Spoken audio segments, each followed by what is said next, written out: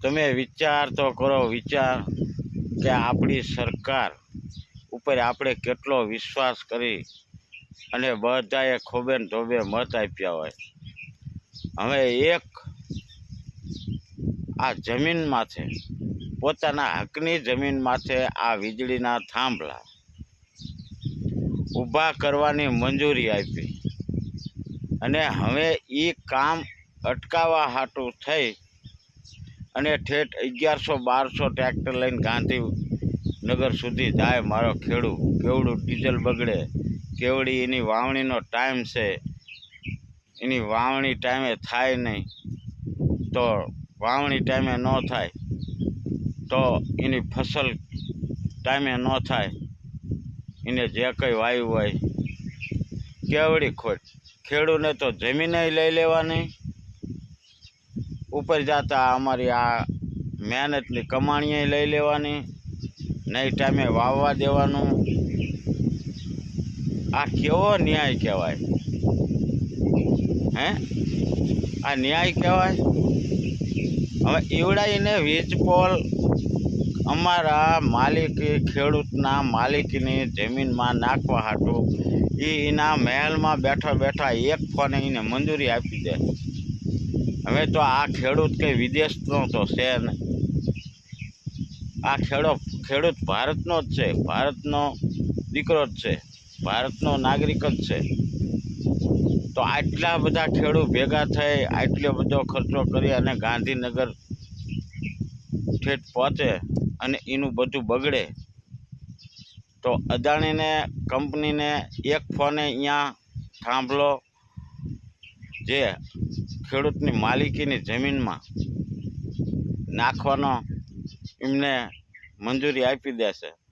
તો હવે આ અટકાવવાની મંજૂરી ન આપે તો કંઈ નહીં, પણ આ ખેડૂતને એનું વળતર અથવા તો એનું ભાડું આ બધું ફોન ઉપર કેમ ન થઈ શકે?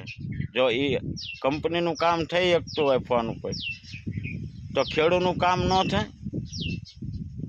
ખેડૂતને લાચાર બનાવી દો છો આવી રીતના. આવી રીતે ખેડૂત મર્દ માણસ છે, મર્દ ભૂખ્યો તરસ્યો રહી શકે? શું બે દી ભૂખ્યો રહી શકે? એક દિવસ પાણી વિના રહી શકે?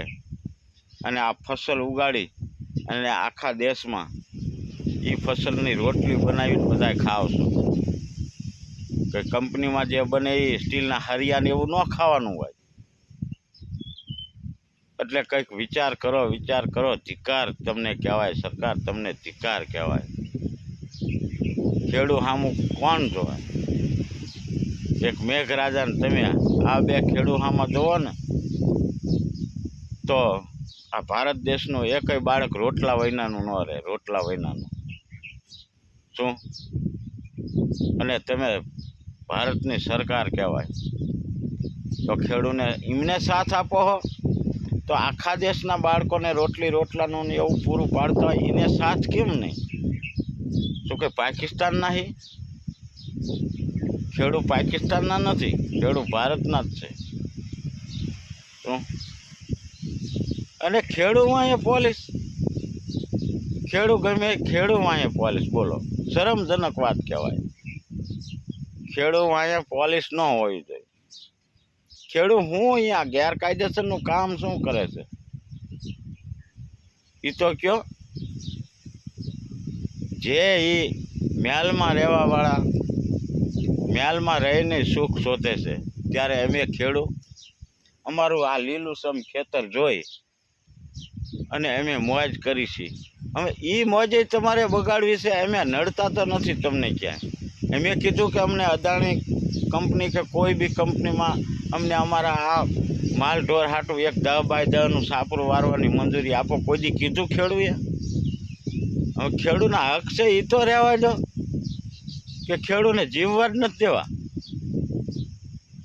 શું? અમે છાશ રોટલો ખાઈને મોજ કરી એ તો કરવા દો, કે એમને મોજું કરવી, મોજું પૂરી જ નથી થતી, મોજું પૂરી જ નથી થતી. આવડે હોજરીને ભરાતી મરી જાવ ને તો એક દિન મરી જાવ ને. બસ આ મારો વિડીયો ગમ્યો હોય તો લાઈક શેર જરૂર કરજો. અને બધાય મારા મર્દ ખેડૂત મિત્રોને જય જવાન ને જય કિસાન.